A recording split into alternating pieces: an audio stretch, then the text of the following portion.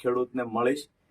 ત્યાં સુધી જ્યારે પણ તમારા ઘરમાં નાના એવા પરબ તહેવાર આવતા હોય, તમારા ભાઈને યાદ કરજો.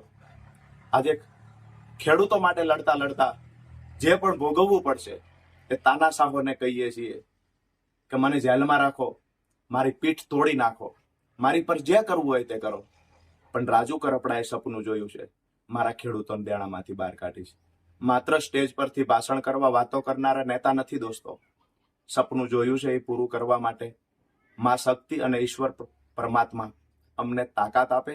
તમારા બધાના આશીર્વાદ થકી આવનાર સમયમાં આ લડાઈ મજબૂતાઈથી ગાંધી ચિંધ્યા માર્ગે લડીશું. આપ સૌનો નાનો ભાઈ રાજુ કરપડા.